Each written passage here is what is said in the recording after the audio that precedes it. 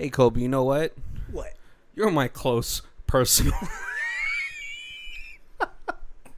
I feel like that is the only quotable thing in this movie. Right, and it's said so many times. How's it going, guys? My name is Barry.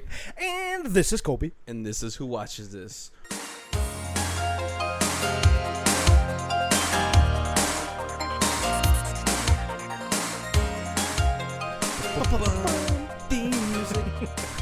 What's going on, guys? We are on the third movie of our fictional sports month. Yep. And Kobe, can you tell the audience what we decided to do this week? Well, I was thinking that how could you have fictional sports month without a car race? And what is the most classic car race? Death Race 2000. Now, in guys, the distant future of 2000. Now, guys, this isn't Death Race with Jason Statham. Right. This is Death Race with Kung Fu star David Carradine. Yeah, see, for some reason in my mind I was gonna say Greg Kinnear. I was like, that sounds right, but I'm gonna let Kobe take this one. That would be a totally different movie. Yep, this movie came out in 1975. It Yep. was at the end of his Kung Fu career. Right. And it was sort of the start of Sylvester Stallone's career. Yeah. Yep, we got a young Sylvester Stallone as Machine Gun Joe. Machine Gun Joe, the chauvinistic type of person. He slap my wife when she disagrees. When she flirt talks with the competition. With the competition. Well, are they like husband? Like, okay, so like the drivers in this movie, they have navigators. Right. They seem like they're all couples. Right, because it's all male, one female. Yeah. Yeah, and it's not always the male that's the driver, because we have like something Jane, Calamity Jane, and she is like the very girl power, first Fifth Reich Nazi girl power. Was she a driver? Nazi? Oh, yeah, because all the Nazis with their swastikas were all like, "Oh, okay, I did not." Jane. I did not see that. I was just like, "Oh man, she's very empowering for women." Yes. And then we had and then so it seemed like they were all paired off. Right. I don't know. If you so then they have a direct sequel to this that came out in like 2017. Mm-hmm. That is a long gap. That's a long gap. And then they have I believe it's 6 spin-off movies that are Death Race movies. That like you said, Jason Statham, they're a little bit different race format, but similar. Yeah, well, so the one with Jason Statham, wasn't that more of like a prison race type of deal? Yes. See, that I believe more than this movie. You win 5 prison races, building your car in the prison shop, and then you win your freedom. Oh, see, I like that one more than this one is a cross country race, right? And when you're in the car and you're like joking about running somebody over, like, oh hey, there's Brad, I hate that guy, 10 points if I hit him, ha ha ha. I think this is the movie where that came from. And like the point system is atrocious, because they have like, what, if you run over a toddler it's like 50 points or something, 70 points. Jeez. And if you run over a person over 70, it's 100 points. Right. And in every age category, it's 10 bonus points for hitting a woman over a man. See, this is definitely a movie that has not aged well at all. Because there's domestic abuse. Right. Which, like, man, when Sylvester Stallone hit his navigator, I was appalled, because it's Rocky, Yeah. And then David Carradine. Right. It seems like he just kills like all of his navigators because he's very distrusting of them.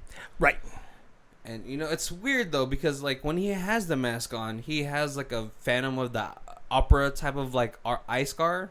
Yeah, and definitely a mangled mouth. mangled mouth. But then when he takes it off, he's just normal. Yes. And then, so they don't explain it in this movie. Mm-hmm. But if you go to the Death Race prison movies, the idea is Frankenstein, who's David Carradine's character, is so popular that in those movies it's like they film it and then they release it for like pay-per-view. Okay. And the most popular character is Frankenstein. And so when they have a car accident and Frankenstein dies or whatever, they just, since he's got a mask on, they just replace him with somebody else and pretend it's the same person. Oh, and so I don't know if that is the same kind of theme they're going for here, is like, because they talk about how he's supposed to have lost one leg and he lost one arm and like his face was burned off and in a car fire and stuff like that. Yeah. So maybe it's one of those things where it's just they just have somebody else put on the costume and nobody knows that it's not Frankenstein who keeps winning every year. Oh, okay. See, that makes sense. You know, there's a rapper who does that by MF Doom. He wears the Doom mask from Marvel, and then he has people just lip sync his so like it's like when you go to an MF Doom concert, people, it's a half and a half that you might get the real deal. I guess that's the way to do it. If you wear a mask, right? Right. You pay some lip syncer. Yeah, right. I mean, like, you know, 10% of your cut for the night, and they are happy to do it. Right. I mean, like, you just look at what's it, Daft Punk. You don't know if it's those French guys in those helmets or just some guys pretending to turn some knobs. So this movie is from what you told me from the Jason Statham version, is a lot different than that. Right. Where that one's about the prisons and like winning your freedom. This one is the president is kind of like all powerful, even though he's the president of the United States. The United States is now most of the world, and he's all powerful, and everybody hates him, but there's nothing they can do because he is just too strong. And the only way to possibly get close to him is the president invented this race, and it's this race that's supposed to be super iconic and super throwback to old America, where it's very violent, and that's why it's the most popular sport in the world.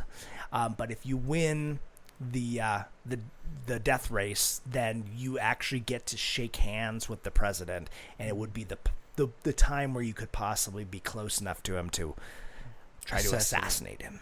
Yeah, see, in any event, like, the last person I want to shake hands with is the president. Like, to be honest, I would love to shake hands with, I don't know, Denise Richards in 1998. Right. Christina Applegate when she was in Married with Children. There's a lot of people I'd rather shake hands with. Like, an old dude, nah, I'm alright. Maybe if you're on my plane, I'll shake your hand. But then again, during this time that we're in right now, I don't want to shake hands with anybody. Right. Yeah, so that like they kind of make allude to that that Russia is now part of the United States, and that the president rules Russia as well. Yeah. And then Mongolia or something. There was his summer home somewhere in Asia, and that was part of the United States. And so there was like these different divisions of the United States, and the president basically just kind of ruled the world. Yeah. So do you think when the death race is happening, is there just like a stay-at-home order? No, because like it looked like, so they had an interview with the wife of the first person who got ran over by Machine Gun Joe. Yeah. And she won all kinds of prizes because her husband got killed. So it's kind of that, like, hey, my life is crappy, but if I kill myself, you know, I get like a stipend of money or something that I can give to my relatives. So it's sort of like almost killing yourself so you're the rest of your family is okay. Right, yeah. That is so sad. Right, because you get some people who want to die, Yeah. like they did the geriatric thing where all the old people, they request to go out and just be like set in the middle of the road so that these death racers can run them over.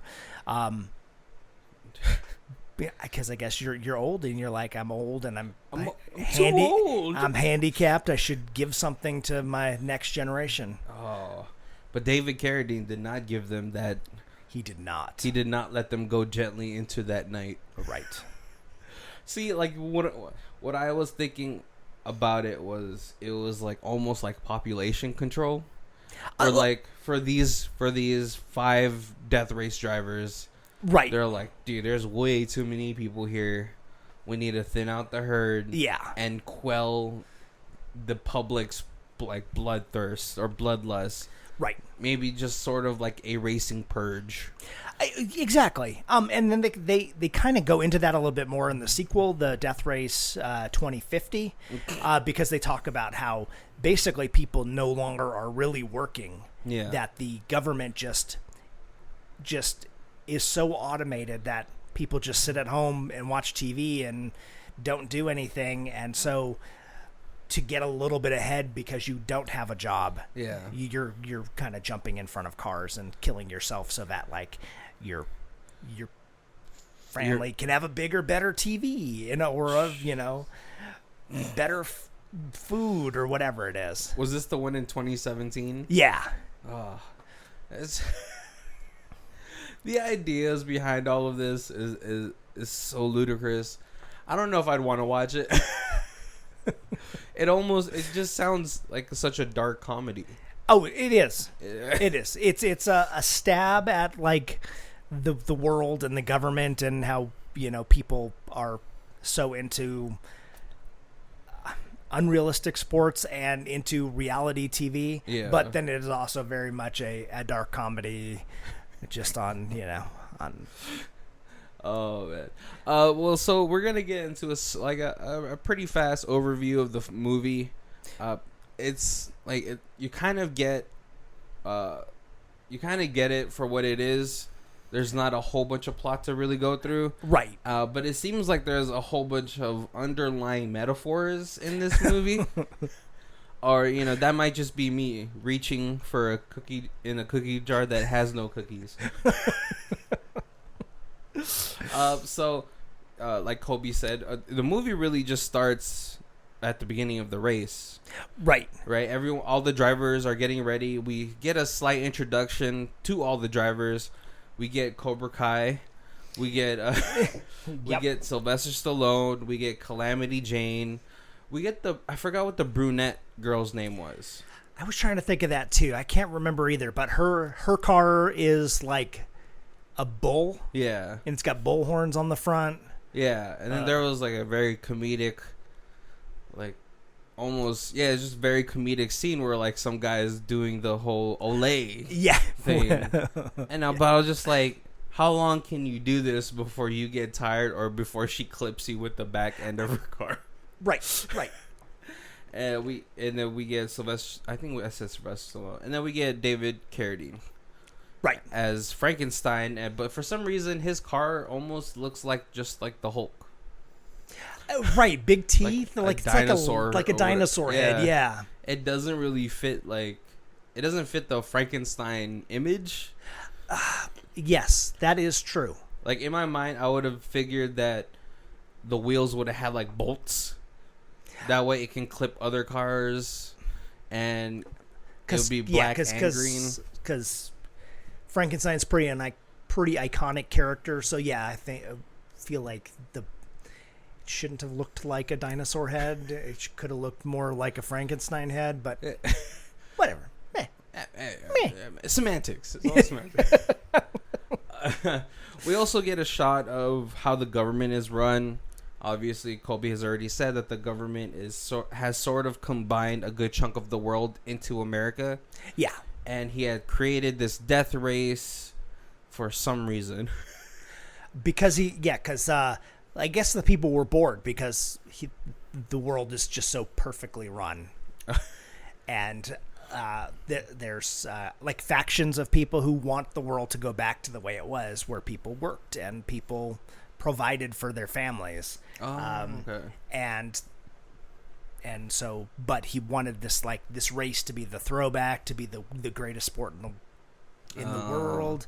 Sort of like the same ideas between chariot races during the Colosseum days, right? Where it would sort of bring everyone together to just watch it and be entertained for 4 or 5 days. Yes, it seems like they're making the race from DC all the way to like New LA.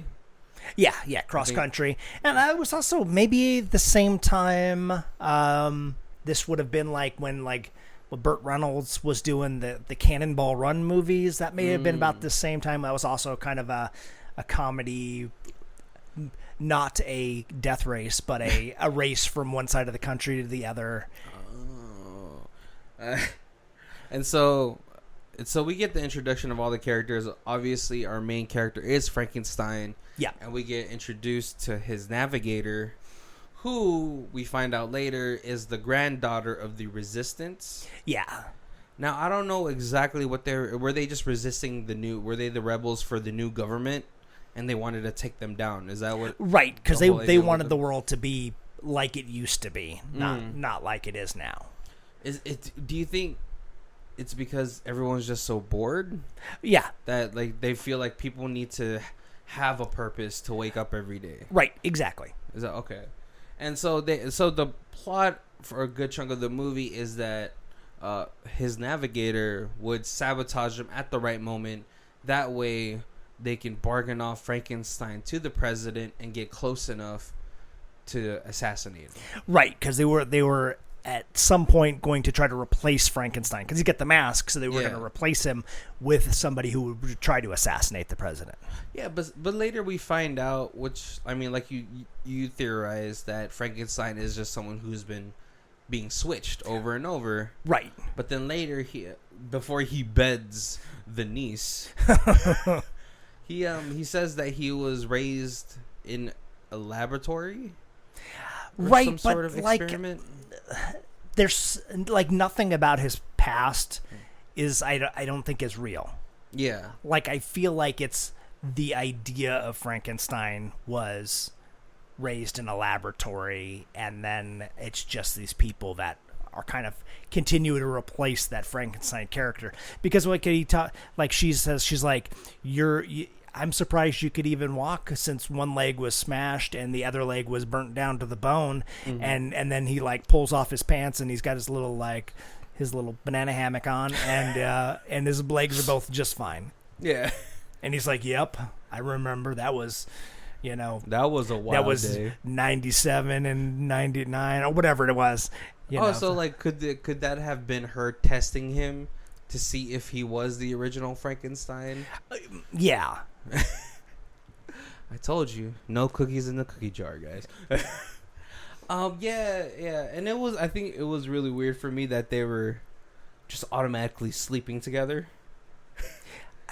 Right? There was no build up to it. I mean, obviously, I think there should be some sort of like relationship between a driver and a navigator, but for the most part, I thought it was gonna be like professional, right? But it just seemed like they were all just lumped up in one room each.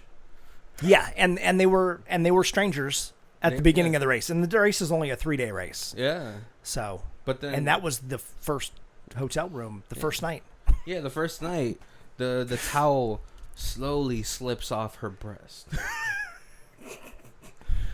So when I watched it on Tubi. And if I think if you guys are not logged in and don't verify your age, if you're just watching it on the as a free like guest, right? They blur out nude scenes, which is right because I watched it on Prime on Amazon, and there was nude.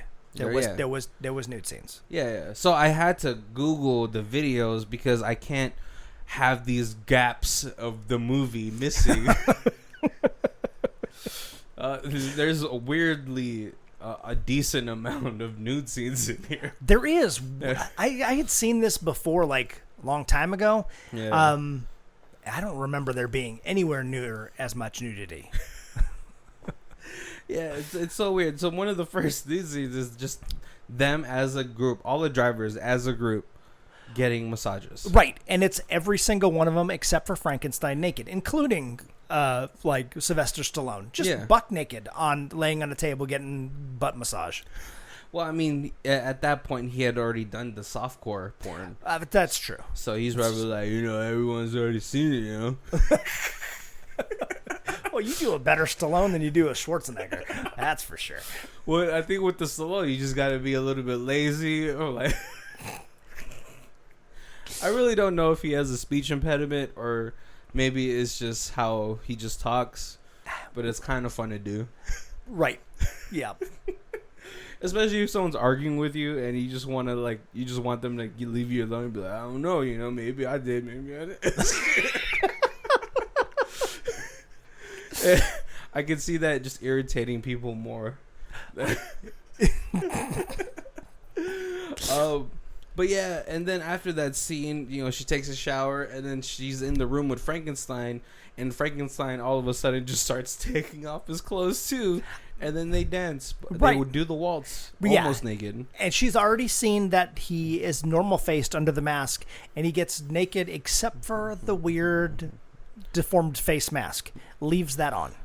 No, so he takes it off, and then he takes off all his clothes, and then he puts back right, and then he puts it back on so he can dance with her. Yeah, and then they interesting, and I'm pretty sure they do it that night. Oh yeah, we get a surprisingly good amount of on the road deaths in this, right?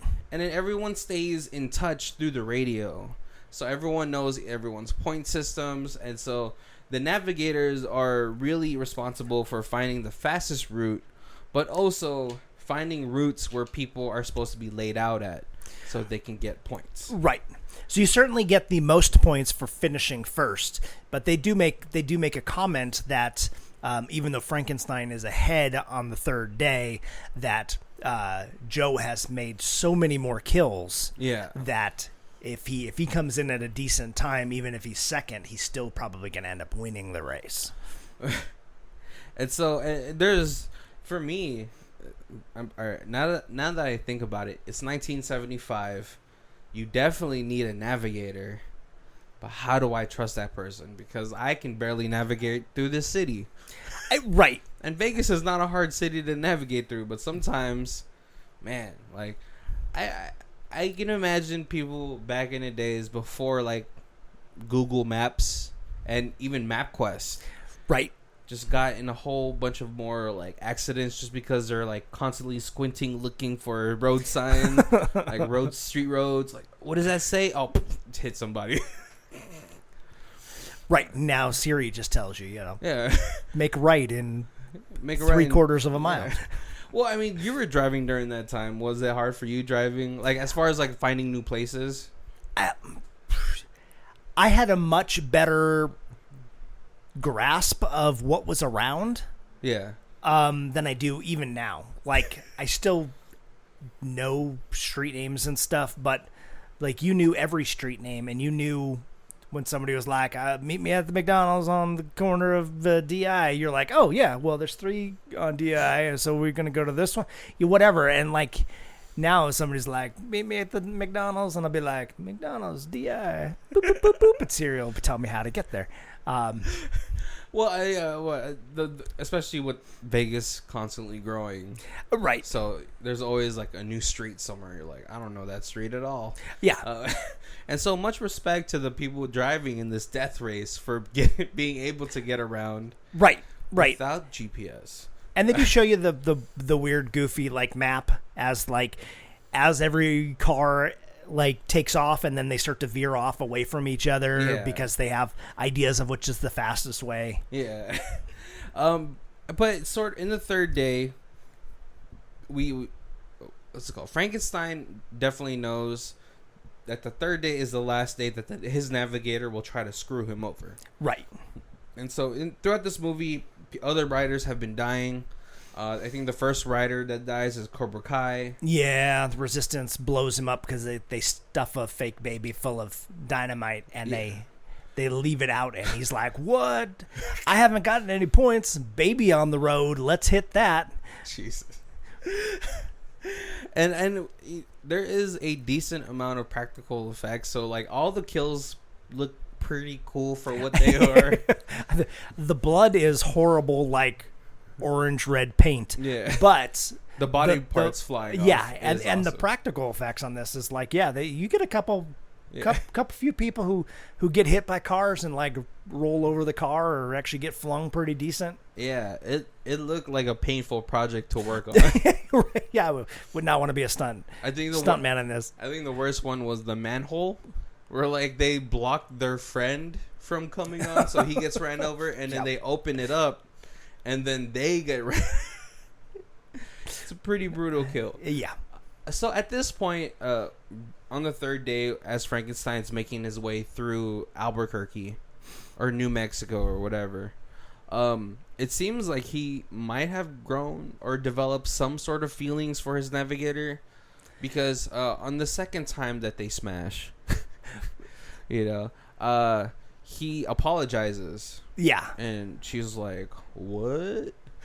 And then they do it again. I forgot the whole situation because I was like, "Oh, I gotta go on YouTube. I gotta go on Google again and look for the uncensored version." But then, so while that's happening, he goes to drug her with a 30-minute sleeping pill. Right. Because, it's 2000, guys. We have that. We just call it NyQuil now.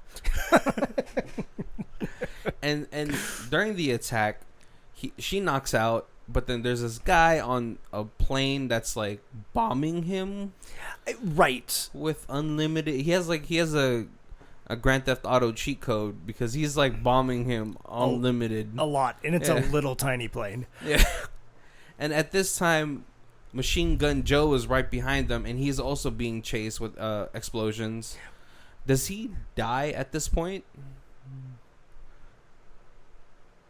Because I know before this. The girl with the bull car, she runs over a landmine and dies. I just forget when Machine Gun Joe dies. Right, and what Calamity Jane goes over the cliff. Yeah, Calamity Jane goes over the cliff, and then after she ran over the bull girl's navigator. Yeah, so I think Machine Gun Joe dies during this exchange. Maybe. Yeah. But Frankenstein makes it out, and then she starts to wake up, and then she tries to sabotage him by taking a hold of the wheel. I there's a lot of respect for Frankenstein for not hitting his navigator like Machine Gun Joe did. Right. But they stop almost at the edge of the cliff, and then Frankenstein gets out. And he's like, "What do you think I'm doing?" And then he pulls off the glove that he has always just had gloves. Right, and he's always left it on because it supposedly was the arm that got replaced because it got ripped off in the last race. Yeah. But it's his shifting hand. Right. And stuck to the palm is a grenade. It is literally a hand grenade. That's how Joe dies. Oh yeah, they throw as they're chased, they're driving side by side. The navigator takes the hand grenade and throws it into Joe's car and then it blows him up. Yeah. And so this is at this point, this is where the navigator is like, we're both on the same side. I want to kill the president. Yep. And then so this is where she becomes more enamored with him, because obviously at this point she's understood that Kung Fu is a magnificent lover. Yes. Because, the first time is seduction. The second time, you're in love. And so they hatch a plan. His navigator ends up wearing Frankenstein's bodysuit. Yep. Which kind of reminds me of the first season of American Horror Story, where it's the guy in the whole leather suit. It's one of those BDSM suits. Yes. But as she goes up to shake hands, she gets shot by... Right, and she has a knife, so she is still planning on giving him a good old fashioned stabbing. Yeah. But she gets shot by her grandmother, who had thought that Frankenstein had killed their granddaughter. Right. Because she did not stop the car during the plane attack. Yes. Because she was asleep, and so the pilot looked down and was like, "Oh, she's dead." Yeah. But then when they rip off the mask, she's like, "Oh no, my granddaughter." And this is where Frankenstein emerges from his car and runs the stadium, or the pole, or whatever, the stadium something. The stage, and kills the president. And then after that, him and his navigator get married, and he is like, "I have abolished the races. We're going back to the way it was before." Right, because weirdly it was I don't know, like some weird ancient barbarian movie where he killed the president, so now he is the new president. It's like Highlander, you know? You have to kill one and take the place of the other. Exactly. Yep. Yeah, I mean, at this point, you have to figure that America as a whole is already like violent minded, so they're probably just like, "Oh, if you kill the person in power, then you thus become the person in power." Yeah. We can't stand against you because you just killed the president. Yeah, you got there, bro. Right. But yeah, he does end up becoming the president. He's getting married to his navigator.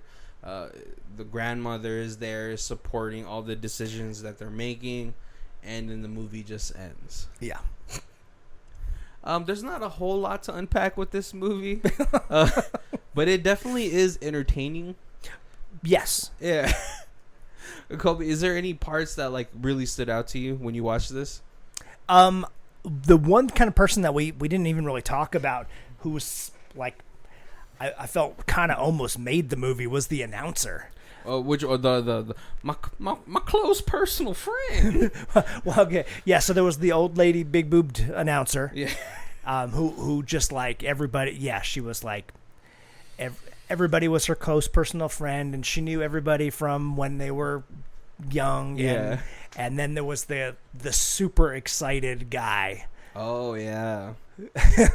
Who held the super thin microphone that where the TV station should be just said TV because there's only one TV station. Yeah. Yeah, he had like almost like the Bob Barker thin microphone. Yes, exactly. But yeah, no, he made like every kill was like, that kill was amazing. It was so unique. Yeah, it was so brutal. Yeah, that's what I call population thinning. But he gets so excited. Oh my goodness! Once again during the race, Machine Gun Joe makes the first kill. Which is like odd to me because is there just cameras all over America at this point? Because then how are they following all of these kills? That is not important. That is all semantics. Yeah, of course there's cameras everywhere. I mean that point is far truer now than it was in 1975, right? Right. Wait, so have you ever seen the Jason Statham version? Oh, I've seen all of them. And not all of them are Jason Statham. Yeah. I think it's maybe he's in 2. Yeah, the first 2. That is also Frankenstein. Yeah. And then it kind of changes to other actors. Uh-huh. I know Machete, Danny Trejo is in a couple of them. But Danny Trejo, not as Frankenstein, but as Danny Trejo. Right. Danny Trejo is like the king of B movies right now because if you slap him in a B movie, it's almost gonna be like, oh, it's gonna be hilarious. Right.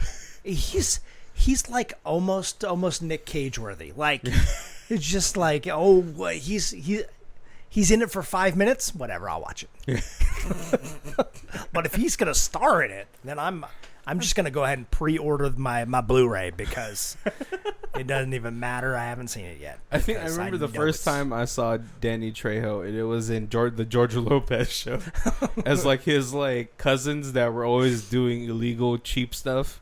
They were construction workers, but then he's like he would pay them in cases of beer. Oh yeah, see, I think one of my favorite kills was probably the manhole one. Right. Just because I was like, dude, don't open that manhole. You're gonna die. Also, you don't just jump in an empty manhole because that thing has to be at least like a 15-foot drop.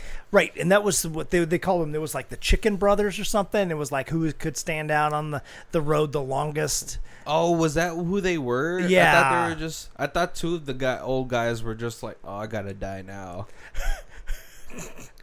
And then, like, you know, they chickened out. Oh, okay, so they were playing chicken. Yes. But then why did they screw over the last brother, the oldest brother? Because he was the last one. Oh, okay.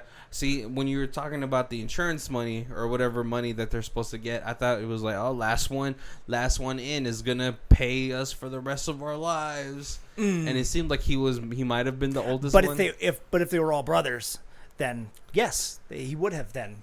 Yeah. The other ones would have gotten something. But why open the manhole right after they? Because you didn't realize there was a second car. Because lots of, like they said, the cars split up in different directions. Yeah. So you don't expect a second car to be right there.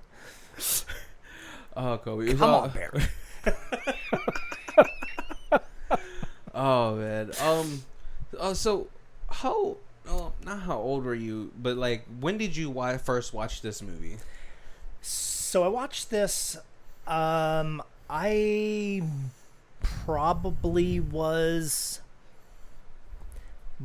early teens, maybe like 14 or 15. Mm-hmm.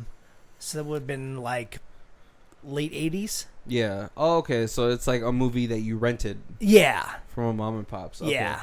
Was the navigator in this movie? Was she like popular back in the day? I don't remember, and at that point I hadn't seen Rocky, so the only person in here I knew was David Carradine from Kung Fu. Oh man, you never saw Rocky during that point? At that point, I probably had seen Rocky, but I don't think I ever realized it was Sylvester Stallone until I rewatched it when Death Race 2050 was coming out. Yeah. So like in 2017. And that's when I was like, oh my God, Sylvester Stallone. But I don't think I ever made that correlation that Rocky and... Wait, was he in the sequel as well? No. Okay, because he was dead. Right, Yeah, right. Okay. And David Carradine was dead, or has died in real life. I think it was Jason Magdalena? Oh, that guy was Frankenstein. Was Jason or Joe Magdalena? Joe. The really buff one, right? Yeah. Okay, yeah. And then... Oh, I can't remember who.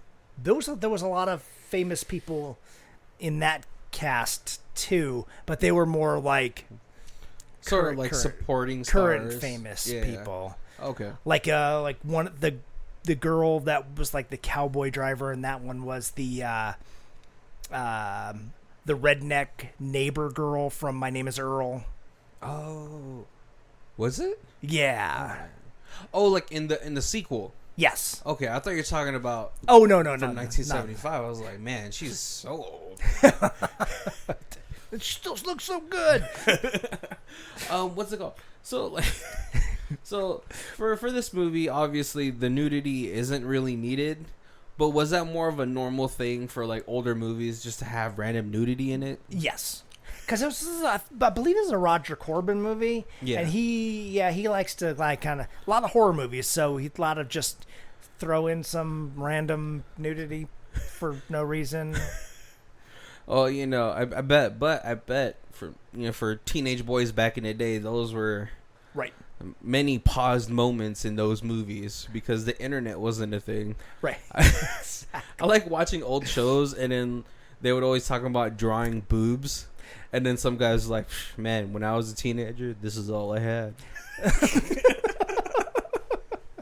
I mean, definitely for me, it was the same. I remember renting Hollow Man, and there's a couple of nude scenes in there. And it was like, oh, I got to pause this one. Hold on. Right. Right. I remember, this sound absolutely horrible, but like I remember I had like 2 VHSs, and I remember renting movies, and then like everyone did this. Instead of just copying the whole movie, I would just like copy the nude scenes, and so I had like a tape of just like nude just random nude scenes. So you're telling me that if you had just applied yourself a little bit more, you could have been the first Mr. Skins? Probably. Oh man, Kobe, was there anything about the movie that you just were kind of like yawning towards? It's short enough. I think it's like an hour and 20 minutes. Yeah. It goes by quick. So there's not really any like slow parts. I mean, they edited all those out. I mean, it's just everything keeps the story going. I love that a lot of the race scenes almost are like watching an old episode of like the Banana Splits or something like that, where like the cars are obviously going much slower and then they just speed up the film. So like you can see like the trees and stuff are like shaking really like furiously as the cars go by, and you're like, what? They sped that up. Yeah, the driving portion of the film, it's very jarring if you're not used to it, because I think this is just how they used to film like fast chase scenes. Right. Yep. And I definitely don't think they had a really big budget. I think when I looked, it was like $500,000, which might have been a lot back in the day. Right. But the chase scenes, I was like, man, I don't know if they could afford to wreck a good chunk of those cars. Because like, it's funny, when you see the cars blow up, the instant that it blows up, it's a different car. and all the cars are like, when you see them, you're like, oh, that is so cool, like cartoony cool. Where like then you get to like Death Race, where like the Jason Statham ones with serious business, and they're like machine guns, and it's like full grates on the windows, and it's like that is a car that's meant to do some damage and survive a death race, where these are just like Sylvester Stallone's car has like this sword in front of it, and it looks so fake. It's so bad. When you compare these cars to the Death Race Jason Statham cars, it is almost like the Little Rascals little downhill derby boxes. Yes. Yeah, like these look like car. like town floats. Like, hey, let's make some dinosaur car for the parade. And the like Cub Scout troop comes on and builds a dinosaur car, and it's like, oh yeah, there we go. Oh, let's just use that in the movie. Yeah. So, do you think it was because of the time? They're like, oh yeah, this is definitely a death race car. But then again, you had like a couple years later, you had Mad Max coming out, and they had some more serious looking cars, right? I definitely think that Mad Max was heavily inspired by this movie. But then that one was way more focused on a very dystopian type of future where society has collapsed, right? Right. And so do you think that's why the cars in Mad Max look way more dangerous than these cars? Oh, yeah, I'm sure. Yeah, and that one's really built to be very serious, like this is what the future could actually be, where this is like a total mockery of a dystopian future. Yeah. So funny thing though is like I remember in Little Rascals, the one from 1994, the rich kid that kind of looked like Macaulay Culkin. Yeah. Even he had a more dangerous car than a car in here. Because do you remember in the dirt box derby thing, he had spikes on his wheels, which could not have been regulation for a dirt box derby car. Right. But that was more dangerous. I had more thought into it than any of the cars in here. Because obviously that would be one of the prime targets, right? Is a car's wheel. Right. Take it out, they're out of commission for at least an hour. That does make sense, yeah. Yeah. So the fact that a child's movie had a more dangerous they just hadn't thought of that yet. What's 1975, right? Right. So it's a kinder, gentler world. Yeah. Where even though they have a death race and they get points for killing people, they don't want to cheat and take out your tires. Yeah, you would think that until you saw the first kill. Oh man! You know what else was a good kill was when they ran over that guy's head. Oh, the navigator? Yeah, I think was it the navigator? Yeah. When she ran over her own. So that guy's not dead. Okay, she only ran over the guy's legs, but she was like, oh, you're totally useless now. And then, yep. But then she's like, no one messes with my navigator. But then it's funny because they don't show like the head being squashed. It's just they only show the aftermath of the squashed head. Right. Save a couple bucks. This movie is hilarious. Yeah, this is a fantastic movie. But Kobe, if you were to pick Death Race 2000 or Death Race 3000 with the Jason Statham? So that is Death Race 1, 2, 3, 4, 5, 6. So it's Death Race 2000. Yeah. And then it's Death Race 1 through 6. Okay. And I think it's 1 through 5, and then Death Race 2050. Ultimate Legacy or something like that. And then I think they bring the old Death Racers back from the earlier movies into that. Okay. You know, it's like Fast and Furious. I mean, but better. Well, because at least Death Race is very contingent on racing, whereas after the third Fast and the Furious movie, it has gone off the rails. There are Fast and the Furious they are just secret agents at this point, right? Doing these worldwide missions. I've never even seen past 3, because we should watch them all and then do like a marathon. I will blow my brains out. The third one is probably the best one to me because there's just racing. They're like, it might be focused on drifting, but it's mainly just people racing. It's actually racing, yeah. Yeah. It's like everything else is just. But the Statham ones, like once they get a few in, they have like they totally changed the track to like Mario Kart. Oh, that's even better. Where they have like these cars that have like super defense and super attack, but they don't work until you go along the track and run over like the tile that says like attack. Oh, that is and awesome. It activates your gun. Yeah. Oh, that is so cool. All right, that is actually what I imagine a Death Race would be. Like Mario Kart is essentially Death Race with no blood. Right. So I feel like this one just has all the blood. Yeah. So if you had to pick one, like a more modern Death Race that you've seen so far, or Death Race 2000? That's a question. Because the Death Race ones are much more serious. Mm-hmm. I mean, they're not serious, but they're like filmed more serious. Yeah. Definitely more modern.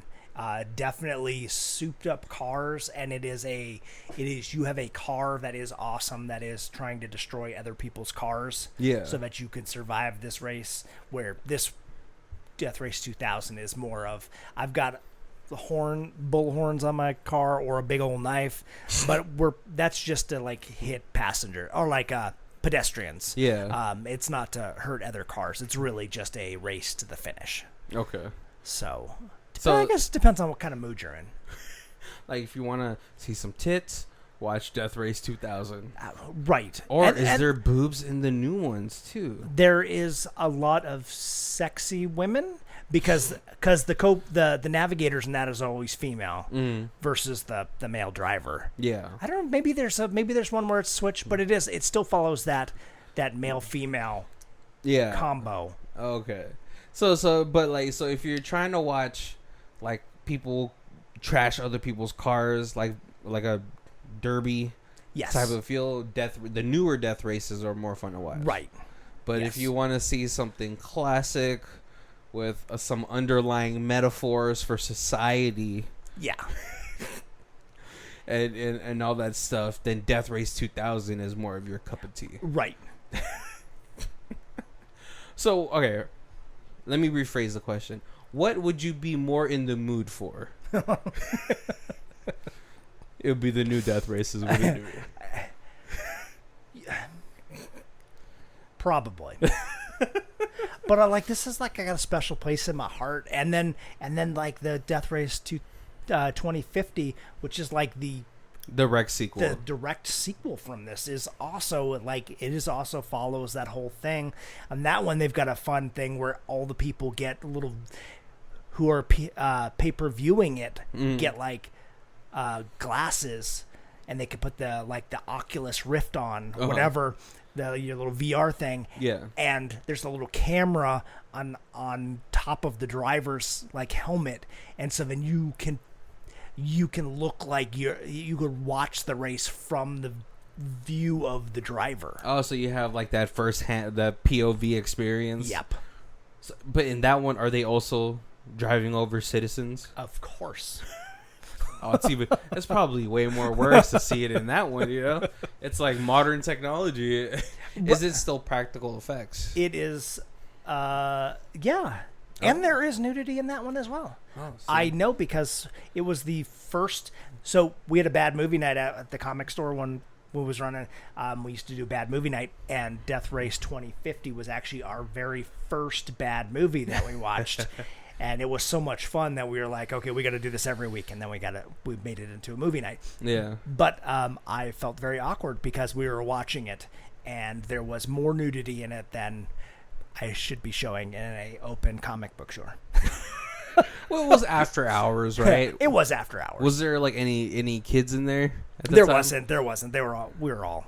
Because I know sometimes we would have like some high school kids like during the summer would watch. And we were like, oh, avert your eyes, child. like every kid with a phone in their pocket hasn't seen anything worse. Right, but but as a store owner, yes, it's very, a touchy situation. Right, exactly. Well, we're coming up close to our hour, and so we have to go to our reviews.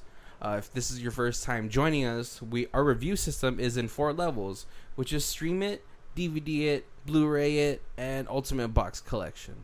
Colby, what are your choices? I don't know if Blu-ray would give you any advantage in this movie, because it's old. I don't even think you could digitally remaster it to look any better. I would love to see. Pick this up like box set with part 1 and part in the original and then the new one. But if you had like a full on box set with all of them, that's a must buy.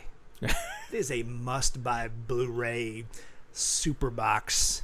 Yeah, but it's gonna be in a weird super box where it's gonna be Frankenstein's head in that BDSM thing, and then like when you press the top of the head, the CD comes out of its mouth. I would pay extra for that. And then you put it would rotate, so you have to put the old CD in the back of its head, and then when you press the top, it'll come out and it'll be like the sequel. That's fantastic. I want to buy them all and try to build that just so I could have it for myself. Yeah, but then like if you don't explain it, so it'd be funny if you had a date, and they come to your home, and then you just have this BDSM head like on your shelf. They're like, "Oh, I have to leave." If they don't understand who Frankenstein is, they probably don't deserve to be in your life anyway. Oh, well, I'd be like, okay, so don't you have the Puppet Master puppet in your house too? I do, yeah. Well, thankfully, you're with somebody who understands your eclectic taste in movies. Tolerates, we'll say. Well, every time you try to show her one of the movies that we're doing, a good chunk of it is like, why the hell are we watching this? Right. Yeah, last night she was like, what movie are you watching? And it was like a Death Race 2000. It's got David Carradine and Sylvester Stallone in it. She's like, how come you didn't ask if I wanted to watch it? I was like, I already know. Yeah, I was like, and I explained a little bit, and she was like, oh yeah, no, I wouldn't have watched that. I'm going to go to bed. Because Colby is dating a grandma. No, just kidding. It still baffles me that she goes to sleep at 8 p.m. Right. 8 p.m. is when the good starts to happen. You'd be missing Friends and Seinfeld in this day and age going to bed at 8. Oh man, you know what the funny thing is, I have not watched like network TV in, as far as I can remember, a very long time. Right. Because for you just watch like CNN and stuff. I have cable, and I think besides watching like news while I get dressed in the morning so that I can feel like I know what's going on in the world, I don't think I ever watch any channel. It is just $100 a month that I'm throwing away, I feel. Well, you know what? I feel for Colby, I feel like if he could just pay for one channel, it would probably be the Sci-Fi channel. That is true. That is true. Do you ever think about just like taking off the cable? Yes. Especially at this point, right? Right. With the situation that's happening for everybody. That is true. That is a good excuse. I probably could get rid of it because of that. Right. Except for that they give me the cool contour box that my cable runs through, and that's got my Netflix and my Prime and my Tubi and all that stuff in it. And so it's just like all there. So I feel like... Well, but then you could just get a Chromecast. Google, please sponsor us. Or a Roku. Yeah. Google, please sponsor us. I could get a Roku for less than I pay cable for a month. Well, no, I think there's more players out there, like on phones and laptops, that run on Chromecast. That is true. Because sometimes I'll watch anime on like a site that I pay for that won't run on Roku, but will run on Chromecast. So that is true. Just give it some thought. You know, I bought 2 for the house. You know, one for the downstairs and then one for my mom. And then it's nice because it's funny. If you have it just plugged into the wall, you can literally just open your TV through your phone. Like if I'm on Hulu and I want to connect to the TV, before I come into the house, I just do it from my car, and then the TV's hooked up already to Hulu. That's awesome. Yeah, and I think Hulu has everything that normal TV has anyway. Right. So and then you could always just watch the news online. Yeah. Right. All you have to pay for now is just internet. Sorry guys, that's adult talk right now. So Colby's choices are, if it came in a box, the whole collection, he would buy Ultimate Box Collection. Right. But by itself, I think it probably just DVD. Right. It's about the same for me. I mean, yeah, like you said, there's not really going to be much of a BTS scene that's going to happen. There's not really going to be much more digital resolution that you could really add to this. Right. And I even I usually kind of try to do like a little research on like fun facts and stuff, and I really couldn't even find, there's no like behind the scenes or anything, so like I don't even know what the add-ons, the extras would be for a for a Blu-ray. So well, especially because I think for like films older than 1990, you know, they really ran on film. Right. And so I don't think they even had enough to just shoot extra, like maybe like deleted scenes or like bloopers. I don't think they were wasting any space on that. Right. Because like you know, if you think about it, you couldn't put any of that into a VHS. Exactly. Right. And so I guess the only thing that you could probably put in a remastered version is just commentary from the director, if he's still alive. There's a lot of people that's not going to be alive from 1975 who used to make movies. Right, and then this wouldn't be like Star Wars where they would be, hey, this movie's going to be so big, we should do a behind-the-scenes documentary and show it on TV to promote the movie. Yeah. Well, I hope you guys enjoyed this week's episode. We will be coming back next week with our final movie, which has not been decided. Right. Because we're always procrastinating. If you guys have any reviews or have anything themes that you guys want us to do, everything is down below. Our show notes, our Twitter, our emails, and soon an Amazon affiliate link that you guys could use. Absolutely. So, you know, you guys can check out the equipment that we use for the show, or you guys could buy like diapers or something and give us something. We make a few cents, we can upgrade our microphones, and we get some little stands. And, well, the microphones didn't need to be upgraded. Well, right. Good, but we could afford stands because I have a problem with a certain trading card game. And we could finally buy headphones. Right. Because I have the headphone adapter, but the headphones are expensive. So use that affiliate link when we post it down there, guys. Yep. But I hope you guys enjoyed the show. I'm Barry. And this is Colby. And this is Who Watches This. If you guys want to check out who does our theme music, it is the Rosevere. It's called Arcade Montage, and her Bandcamp is down below. Thank you.